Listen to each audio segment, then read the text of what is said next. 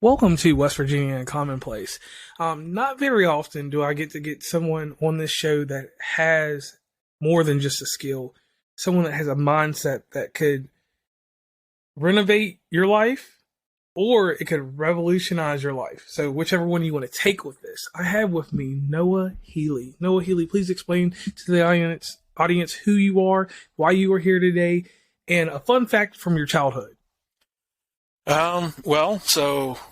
Noah Healy. I'm born and raised Charlottesvillian. That is a recreational mathematician interested in computational mathematics.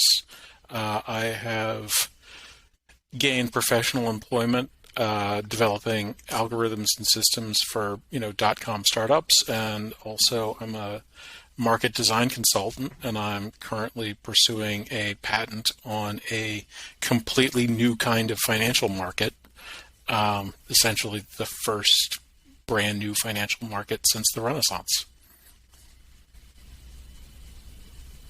Whoa. Now, let's dive into something. You said Charlottesville, and to the audience, Charlottesville is a big place for me. I'm from Lynchburg, Virginia, originally. West Virginia Commonplace, that's the name of the podcast because that's where I live now. But growing up in Virginia, there's two universities we talk about. We talk about James Madison sometimes, but University of Virginia, Virginia Tech. Noah Healy has some accolades there outside of actually even stepping foot there. You were accepted into a prestigious program at UVA at the age of 15, correct? Yeah. So the local school systems have a policy that if you complete a course of study, then they will sign you up in the continuing education and send you over to UVA to continue your schooling. And because of my pioneering several advanced mathematics enrichment programs that the local school system was trying out, by my junior year, I had finished the AP Calculus test, and so I went over to UVA for third semester calculus. Took differential equations in the E-School, and also took classes on computer programming.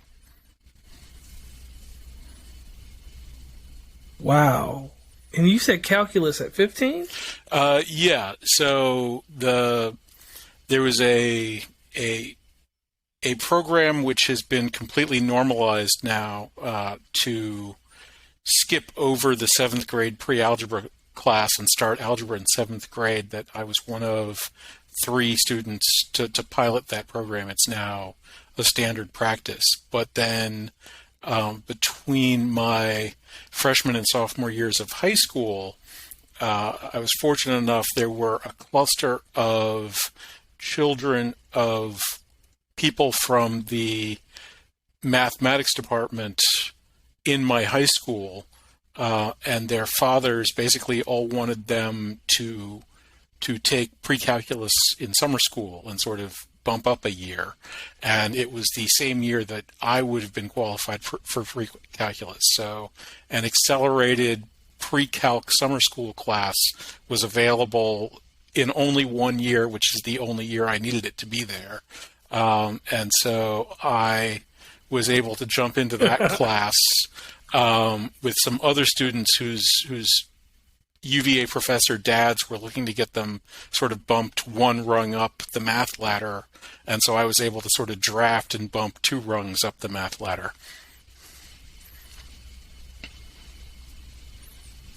Okay. So that's a lot of pressure there. So you go on, you graduate from high school, but you get admitted into University of Virginia's nuclear engineering program. You were you have a distinction. You were the last person admitted.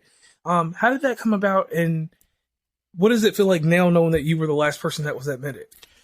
Well, so the program was actually closed down for undergraduates the year before I became a full-time undergrad student at UVA. And I was admitted into their Rodman program, which is sort of their engineering honors program, sister to their Eccles program. And the the Eccles program has this kind of unique thing called the Eccles degree, where Eccles students can simply take 120 credit hours of classes and then graduate as a student of the university, no major declared, and they can take classes with no major requirements. So they can take graduate classes, they can skip requirements and so on if they want to. The Rodmans can also kind of skip out on requirements, but no such sort of potpourri degree exists within the engineering department, at least formally. But my advisor basically thought I was smart and just figured I could do whatever I felt like. So I got what I sort of call the mad scientist degree. It's an engineering science degree, but my electives, my science electives were genetics and relativity. My lab electives were robotics and radiation detection. And my thesis was on techniques for extracting models from, in nuclear engineering, they're called codes, basically computer simulations. So extracting mathematical models from computer simulations. Specifically, a computer simulation that the lone student of the nuclear engineering department, a PhD candidate, was working on, of something called an energy amplifier, which is this kind of nuclear reactor that we've never actually built one of. My thesis advisor was consequently in the nuclear engineering department, and he had some grant money rattling around and asked me if I'd like to take a year of graduate school if he would pay for it. And I said, sure, I will. I'll stay in school. I don't really know how to do anything else. So I was admitted to the nuclear engineering department, which was closing as a graduate student on the understanding that it was closing and it would all be over in a year, sort of no matter what happened. And I was fine with that. I got to take some more math classes and then got out to sort of face the real world. Wow. I'm kind of starstruck. Like, that's a lot to take on. So let me ask you some personal questions real quick. In dealing with all this stuff, like the pressure, what was the pressure like once you started getting deeper into I guess the best term I could use is like with nuclear engineering, I guess like you got deeper into scientific method. Is that the terminology, the best way to use that? Like when you got more in depth with all the skill sets that you've acquired up until this point, like how did that pressure build on you to figure out what you wanted to do after this year of school? I sort of take problems as they come. And mostly I get through things through, I would describe it as sheer luck. So I never really had a plan for that. I should plan more. I find that planning almost always works for me, but then sort of my life kind of works out in a lot of ways. I think the real key is expectations, and since what I like doing is thinking about things, that's a very low cost need set to actually need to validate or satisfy. So I wound up taking nuclear engineering classes in the first place because there was a professor that I liked who was a good teacher. I continued with nuclear engineering because there was an interesting problem presented in that class that I was able to come up with a creative solution to, which led then to my thesis and my thesis advisor. And then I continued on there because I impressed him and was just able to continue. Once I got out, I sort of had a major career change, if you could call what I was doing so far a career, into programming computers. But that was a result of the CTO of a local tech firm was a member of the games club at UVA that I was a president of. And so basically I'd been, beating him in strategy games for several years at that point. And they were hiring, and he's like, "You're smart. We're hiring. Come on down and, have an interview." And that, they folded in a year. It turned out they were overspending on the wrong things, but I'd made friends there. Most of those guys got a job at a different company, and then so did I. And so I've been kind of bouncing around these relationships here in town for the last 20 years or so. Okay. Smart man, smart moves. Keep you going. Now, the global economy. What happened in your thought pattern to make you want to upgrade the methods of the global economy? Well, again, that's something of an accident. So about 10 years ago, I was working for a company, and I had effectively finished the job for which I was hired. And the company had no career prospects for anybody. That was corporate policy, was that no one ever got promoted or changed or really much of anything. You sort of stayed in your slot, and that was kind of that. I could have moved sideways, but I could have moved sideways in an environment where I could never move up. So that was not particularly attractive. So I had money in the bank. I decided to leave. I'd been thinking about, computational math at that point for around a decade, and I wanted to see if I could take some time for myself and just think about these subjects.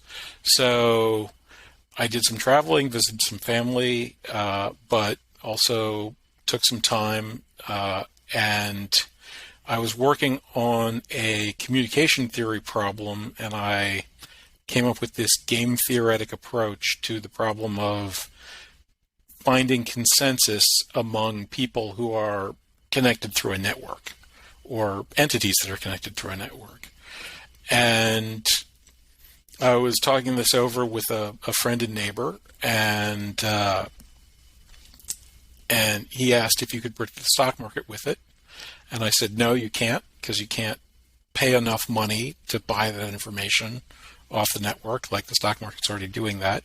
And as I was walking home, it occurred to me that since the market was paying for that information, in theory, a marketplace could use this kind of an approach. And just as a lark, as this thing that was maybe possible and clearly interesting to think about, I decided to see if I could solve that problem. So about 6 months later, it turns out that I had solved the problem.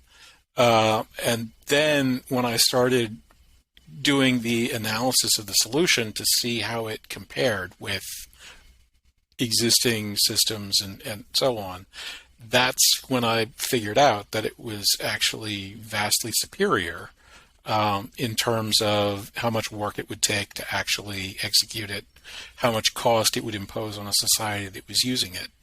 And that, suddenly I went from kind of wandering through life, looking at pretty things and picking some of them up and looking at them to having a purpose. Like, I can upgrade the global economy.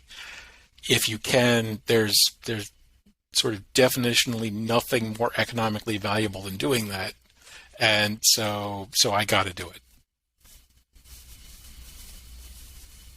Okay, and that's where this amazing thing that you brought to my attention, coordinated discovery markets, comes into play, correct? Yes, that's the idea, basically. All right, so in a nutshell, Because let me tell the audience, Noah is very, very concise. He was able to provide me with a diagram that I'm able to look at. I can just, literally slide around and look at. I'm going to have Noah explain to the audience. And when I say explain, I mean, the way he, even with his intellect, one thing I do like about him that I've noticed thus far is that he's very down to earth. So I'm going to pass it back over to Noah. Noah, I want you to explain to us the coordinated discovery market, how it can affect this person, that person, and another person, and explain just basically a roundabout way how it can work and how it can work for farmers or whoever. So the core of marketplaces is around price discovery. So there's a price at which the amount of stuff that people want to make and the amount of stuff that people want to use is the same amount of stuff. And we see this in command control economies where they try to set prices and they get it wrong. And when they get it wrong on the low side, not enough stuff gets made and there's shortages. And when they get it wrong to the high side, too much stuff gets made and there's, waste and rot and so on. So supply and demand, but more advanced. Yeah, well, so supply and demand are real. Those are things that happen, but they can become deranged from one another if this sort of mediating price mechanism gets messed with. So what you need is this way for the people who are on the supply side and the people on the demand side to negotiate with each other. What the existing markets do is they do that based on one-on-one interactions. So you're making stuff, I'm buying stuff, we see if we can come to an agreement. Maybe we can't. In that case, I go try to find somebody else that's making stuff and try to make an agreement with them. The trick and the problem with that in existing marketplaces is that third parties are actually much better at making deals than sort of edge users are. And so what happens is people with deep pockets, lots of resources, go out and just make lots and lots of deals, and they're better at it. So they wind up making deals with each of us independently, and then, sort of smoothing together on the back end. And the reason it's impractical for us to actually get face-to-face is because in a commodity situation, there are tens of thousands of farmers. So I would have to have every single one of them, relationships with all of them, to just operate my bakery. I need to actually run my business. I can't be negotiating price. I had a roof put on last year. I got 3 prices. I did not get 50,000 prices.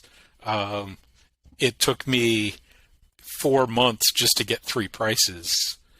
If I had waited thousands of years to get 50,000 prices, my house would have collapsed before I'd gotten a new roof. So yeah, you wouldn't have a roof. Right, exactly. You wouldn't have a roof at all. I wouldn't have a basement. Like the whole thing would have washed away. So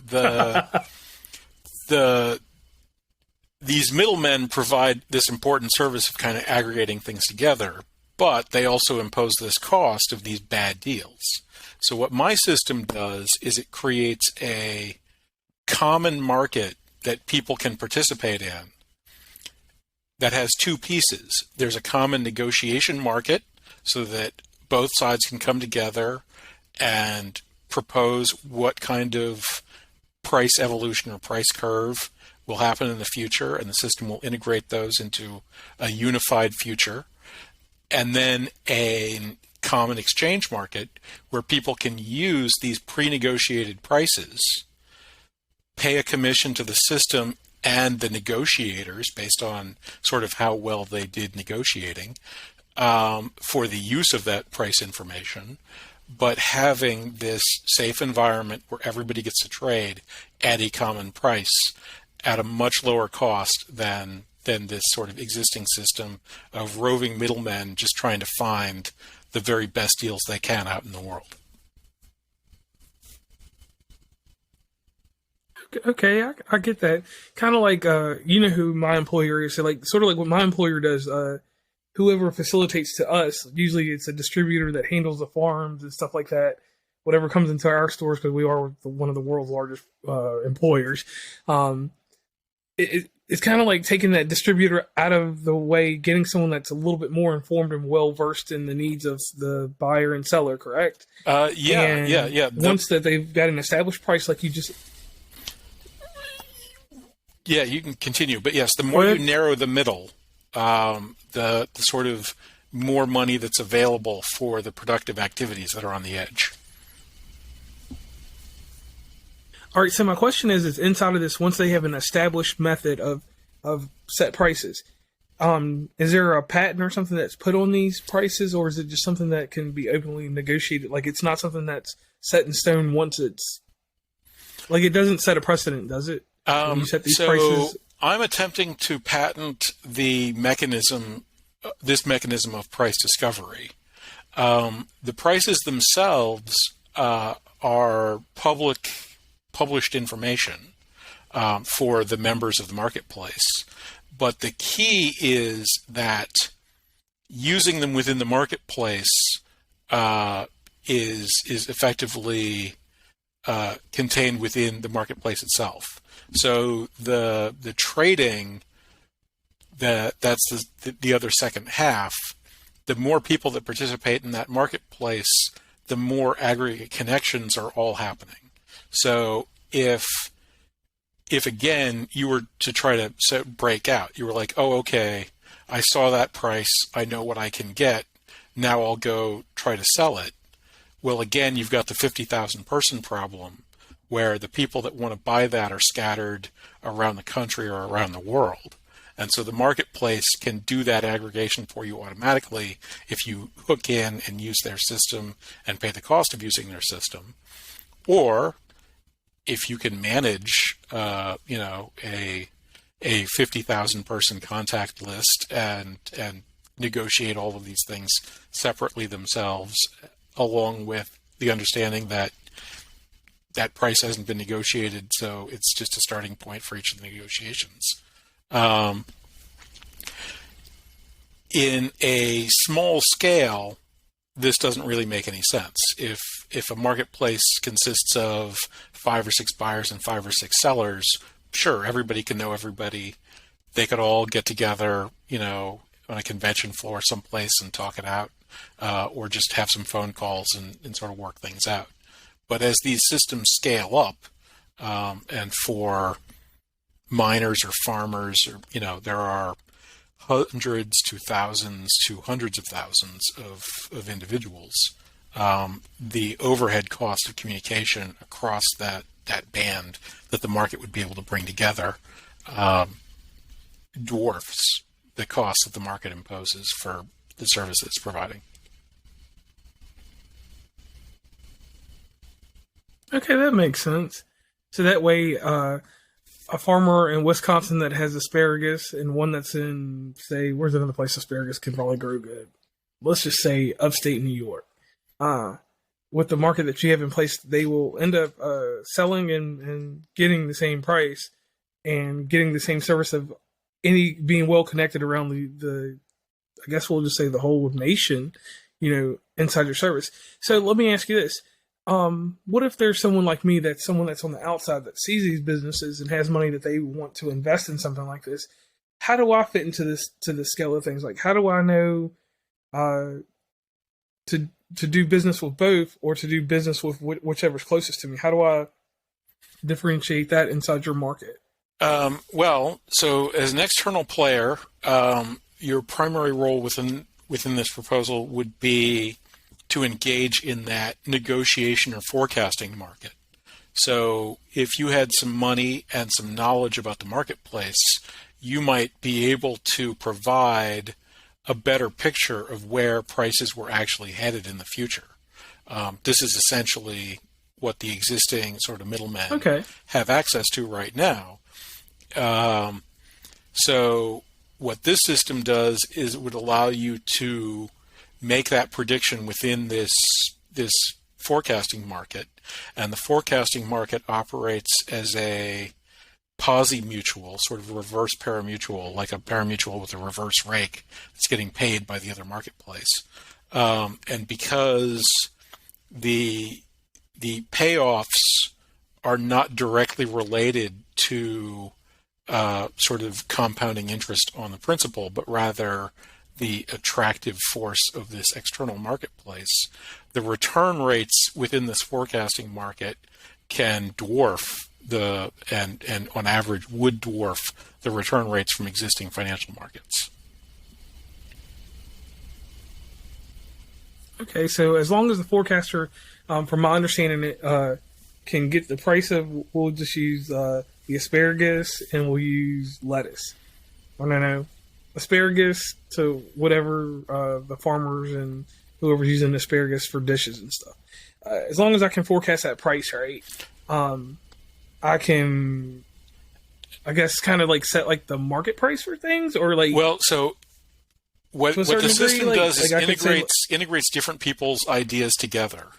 So if your ideas are better on average than other people's ideas, then as the system integrates that information together, people will cohere towards your beliefs.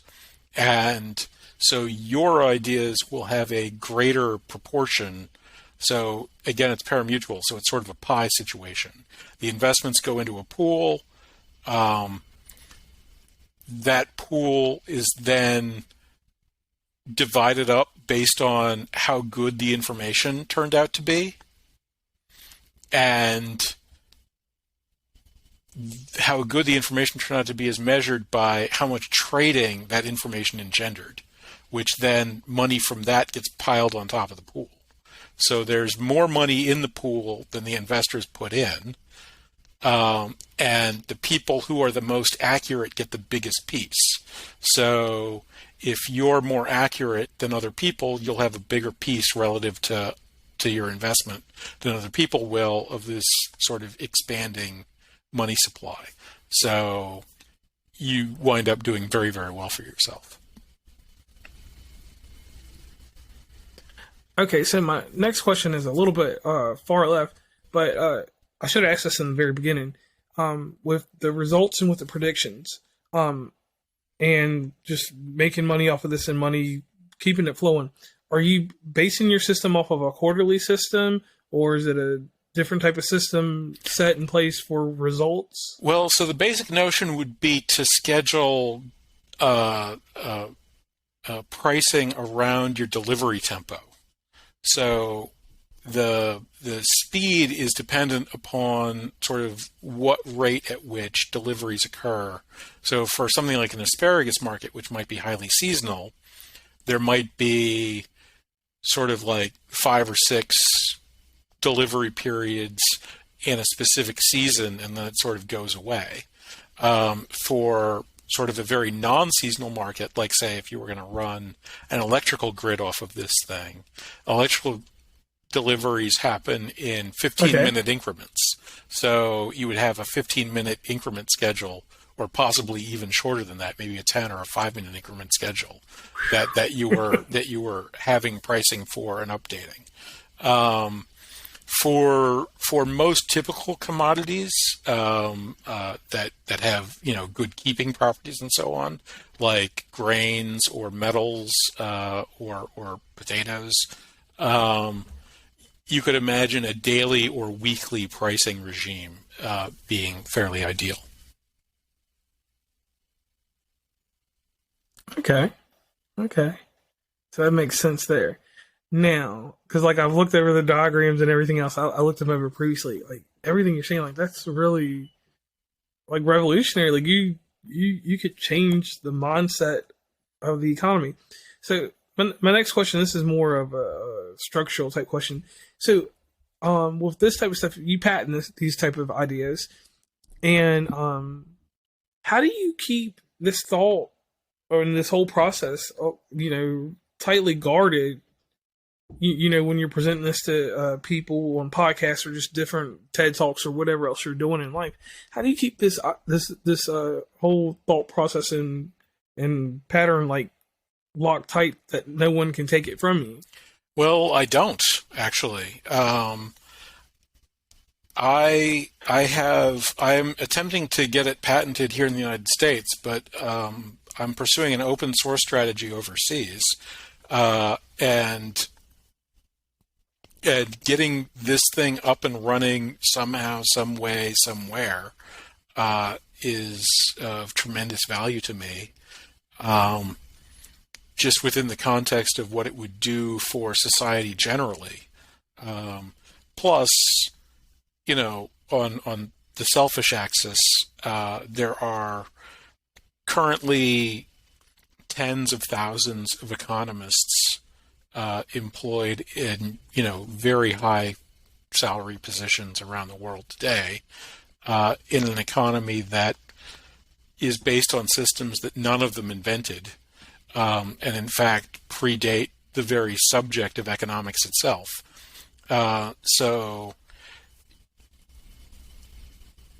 if this gets up and running and demonstrates its clear superiority and becomes market dominant in market structure, I would be the living inventor of the economics that human beings were using in a world that already has demand on the order of sort of high tens, low hundreds of billions of dollars a year for expertise on that subject.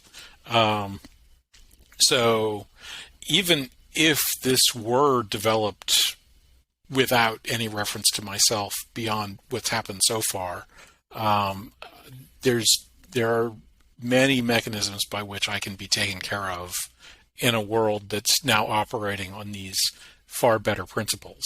But as a practical matter, people I talk to sort of understand the value of having this kind of expertise on board. So it's not a major concern for me. Okay. Now, Noah Healy, something that we do on this show is we do a little role playing. Role playing comes into play because, like I said, you come from the great University of Virginia, prestigious, all day long.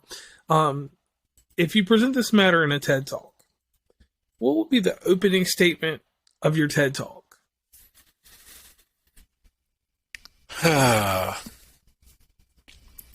I usually prep. And that's a tough one. Yeah, I usually prep those kinds of things for 6 or 7 hours before I give them. But I guess something like mankind has been using the same kind of markets since the Renaissance. And in fact, there's a very reasonable argument to be made that the development of this market technology is what caused the Renaissance.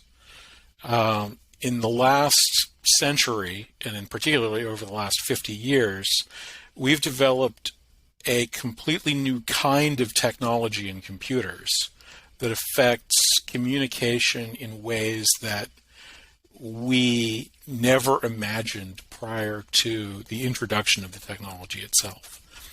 And those new capabilities actually invalidate these markets that we've been using for 8 centuries. So we're at a crossroads. We have a choice between sticking with this thing, which we just broke basically by accident, or adopting a new system and starting a new renaissance. Okay, I like that. Now, you do this TED Talk, and this TED Talk could have took place anywhere. And tying this into agricultural, let's say you head down the road to Blacksburg to Virginia Tech, and you were talking to some farmers that are from out of that area around Roanoke and different places like that. You talk to, on the same side, you've got your farmers here, and you have your bakers, and you have people that use it, the flour and wheat and stuff in industry. What would be your answer to the baker that wants to buy things for less? Well, in the short term, I'm not entirely certain that this market would actually benefit the buy side directly. I think the primary benefit in the immediate term goes to the supply side, because if you think about supply and demand as mediated by price, if you lower the price, you increase the demand. So if the buyers are getting lower prices, then they're going to want to buy more. But there's only as much to buy as there is, and supply generally has more of a startup cost than demand does. So the first thing that has to happen is that the demand side prices have to go up. And so it's the farmer that's going to get the lion's share of the initial gain. They're going to get higher prices without the baker's prices going up. They're going to want to shift to a system that's offering them these higher prices without the other side. So the bakers sort of get swept along. If you want to keep getting supply, you should migrate over to this system that these other people want to migrate to, because that's where they're going to want to sell. They're getting a better deal there. And as that happens, as the margins improve for production, that will attract more people into production. We're seeing this right now with the wheat shortages that the Russian invasion of Ukraine is putting on, because our system does not push those pricing changes through in a prompt manner to the farmers. The response in Canada and the United States has been to not change wheat production at all, in spite of the fact that Ukraine represents something like 8% of global wheat production, and their production this year is looking like it's going to be a lot closer to zero than any other number. But because the market doesn't actually, those middlemen chew up that buffer, that price ramp doesn't get through to the farmers yet, and so they're not gonna change their behavior until it does. Okay. Now, last part of this role playing, and I thank you for playing along with me with this one. There's a congressional hearing, and it's in D.C. We'll say that's with the House of Representatives, just for argument's sake. And there has been money that's been chartered out to do a study on your process here. And let's say a senator from South Carolina, because on a grander scale of things, like you said, this will work all over the world, United States, wherever. He asked us one simple question. At the end of the day, what do you benefit out of this? So what would you say in that congressional hearing about what you would benefit from this whole matter? So me personally, or what's the you he's referring to? Is he talking about his constituency, or? Yeah, constituency, like overall, like what would be the benefit to you, him, and everyone outside of this? Like if they were to implement this, try to, because with doing something like this, there would have to be some type of laws and different things that would enact to make fair trade and make things, not all over the board. It would be an FCC issue at some point, correct? Yeah. So let's just take it to FCC. FCC asks you what would be the benefit to everyone with using your system and replacing the tried and true barbaric system we have now. Okay. So according to the U.S. government figures, the current total cost of the commodity marketplaces in the United States is on the order of, this number is kind of old, so it's gone up since then, but it's $800 billion a year. The American economy is somewhere in the neighborhood of $20 trillion. I think it might be about 22 trillion. And of course, inflation is going to make that number go up, but it's going to make these other numbers go up too. So, but in round figures, let's go with 20 trillion. So 800 billion, 20 trillion, that's 4%. 4% of the American economy is essentially chewed up in market cost use. So my system would allow a dramatic reduction in that level. If we cut that cost by 75%, then we would essentially shift 3% into the productive economy, and the American economy would grow 3 points more than it would have in any given year. So a bumper crazy 5-point year turns into an 8-point year.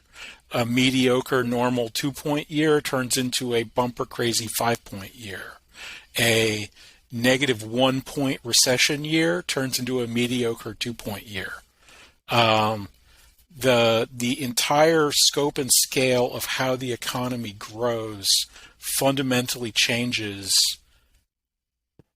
to at least double what our average over the last generation to 2 generations has been.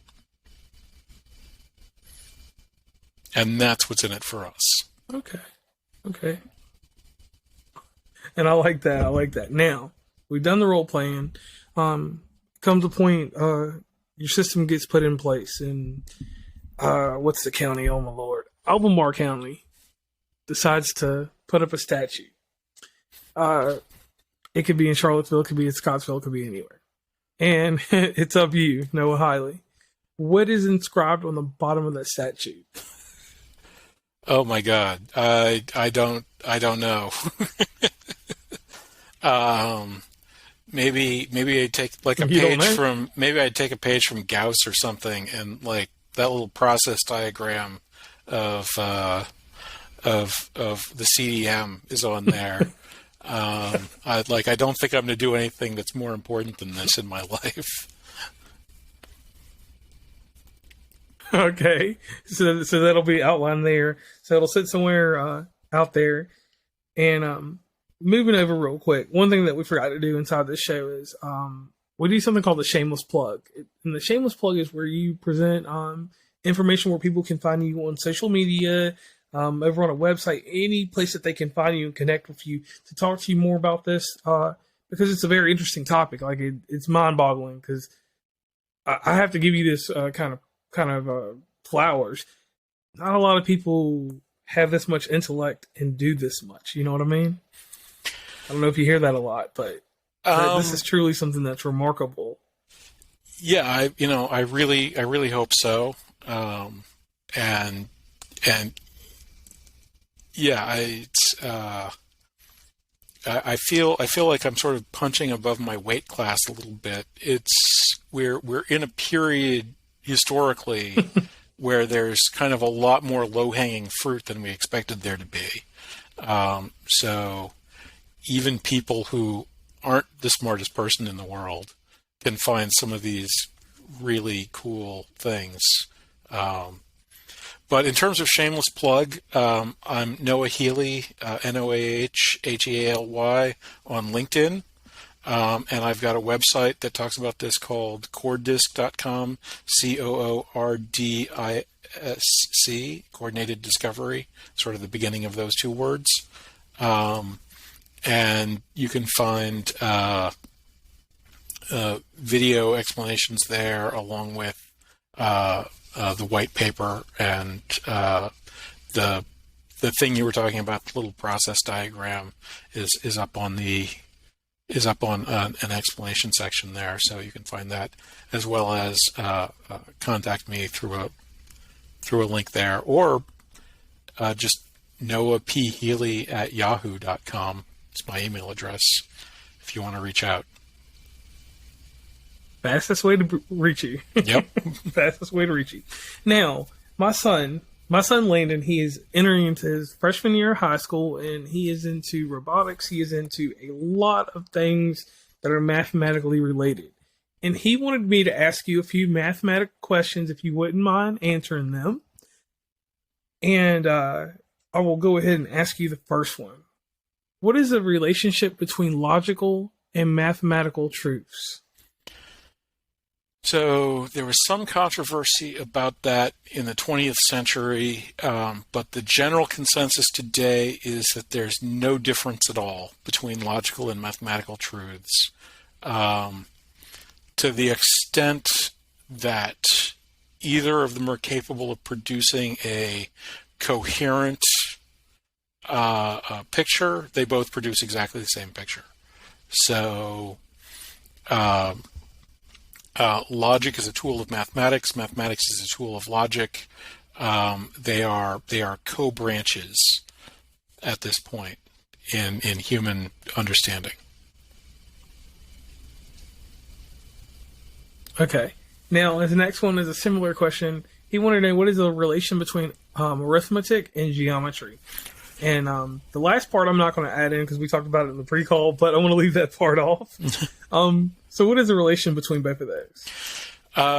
Well, probably the strongest example of this relationship is found in the Cartesian plane, which was developed by René Descartes, I think therefore I am guy, where he showed that by essentially putting down a grid, you could have geometric forms perform arithmetic functions and arithmetic functions draw geometric forms. So there's a sort of direct one-to-one correspondence that way. The subjects themselves have sort of a interesting internal dichotomy. Geometry is the mathematical subject of separable objects. So if you can, in some sense, divide an object into two or more pieces that are each themselves objects by the definition previously used, then you're talking about a geometric system.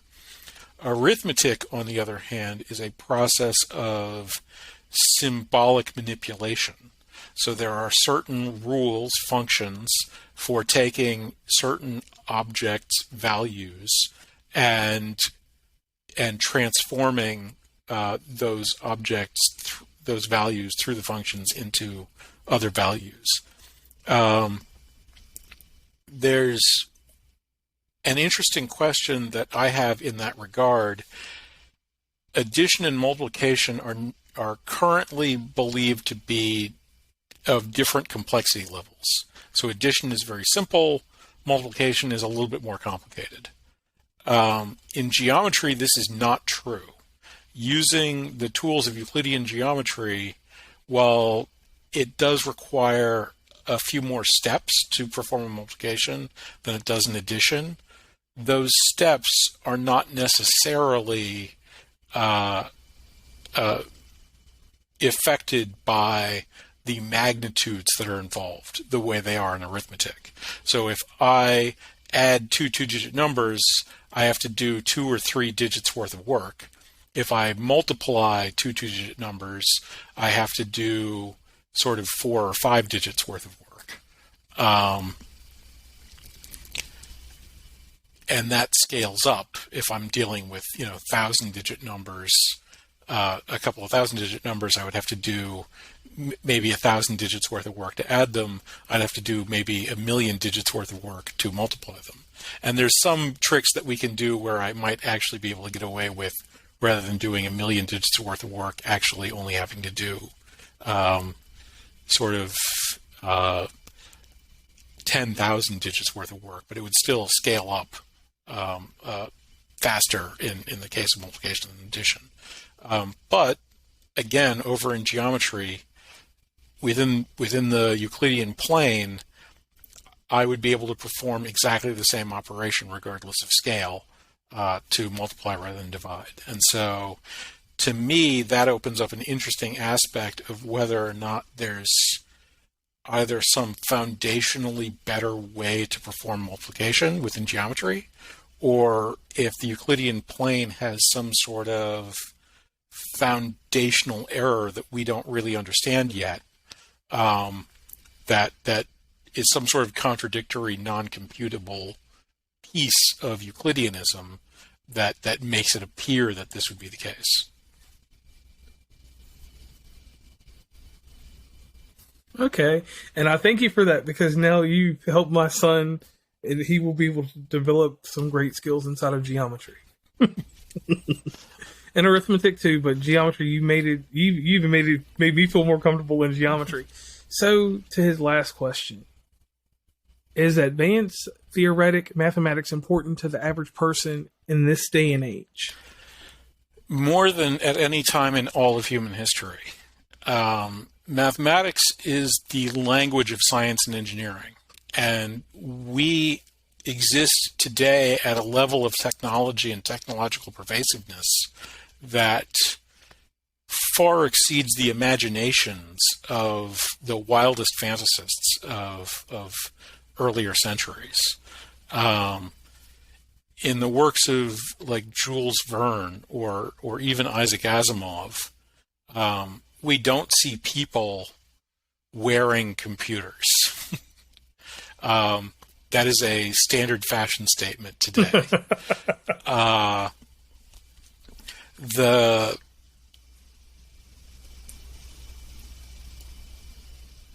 As this technology spreads and becomes a more and more important part of our lives, communicating with it takes up a greater and greater portion of what's important about our existences. And just as the inability to communicate with another person would be a crippling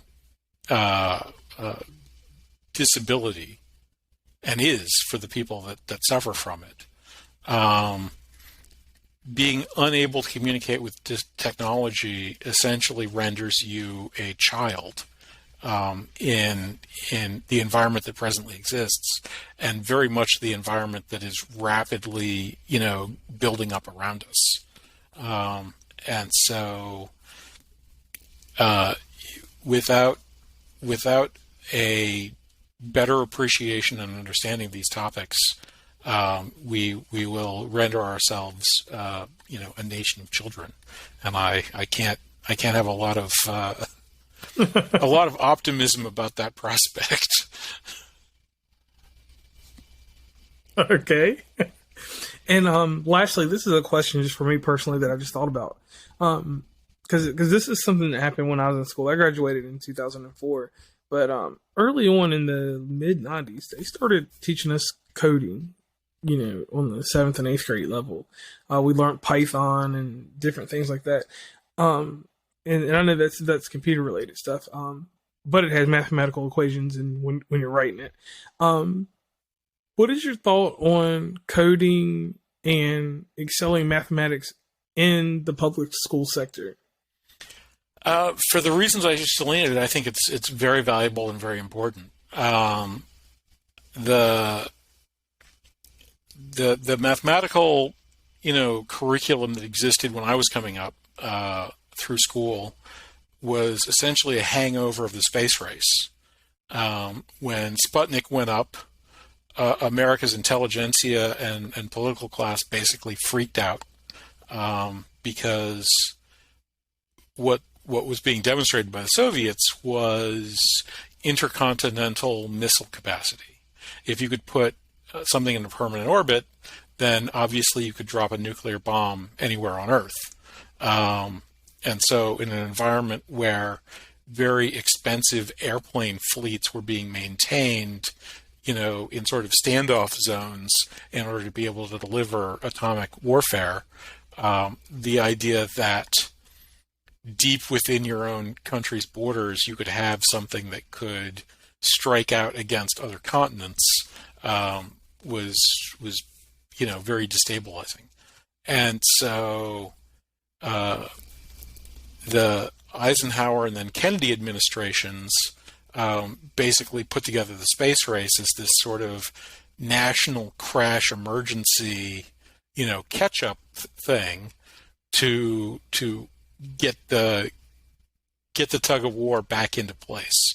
And a part of that was like, why are these kids so dumb that they didn't know how to, build intercontinental ballistic missiles before we asked them to do it.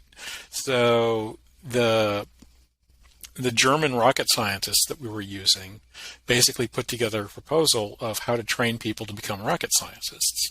And it was, arithmetic, algebra, geometry, more algebra, calculus, rocket science. And so that kind of basic progression turns people into rocket scientists. But while those are all good subjects in their own right, and all have wide and general applicability, there are many, many more branches of mathematics. Computational mathematics and coding, statistics, machine learning, which sort of bridges the gap between statistics and coding does. Within geometries, there's other kinds of geometries as well, and other kinds of algebras as well. So that there are so many important branches of mathematics. I don't really understand how a curriculum to form a sufficient grounding to be sort of vaguely competent could exist, but much broader exposure, I think, is pretty important, because what we're seeing is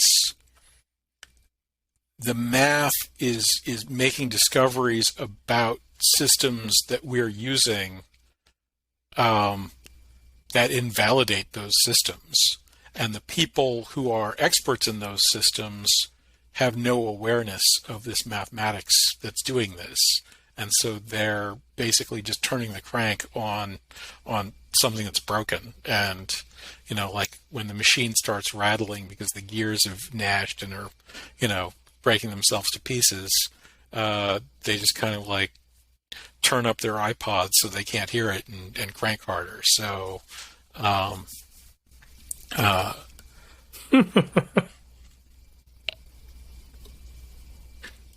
any solutions that are forthcoming are going to have to come from a position of reality, and because math is the language of reality,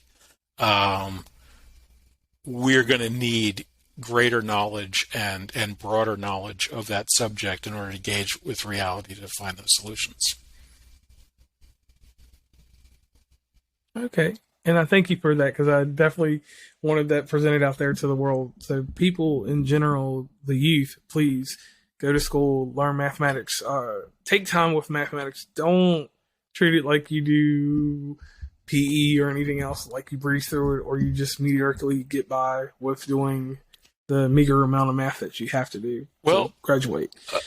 A terrific aspect of the modern world is that online resources exist, many of which are quite engaging. But even without them, the fundamental and important papers of mathematics, several of which are actually interesting and engaging within themselves to read, are free online. So sure, pay attention in school, but do not limit yourself to sort of the frame of what your teacher presents as the end of understanding. If you're bored with like, adding one-digit numbers together, get online and watch some YouTube videos or read some papers about what else is out there.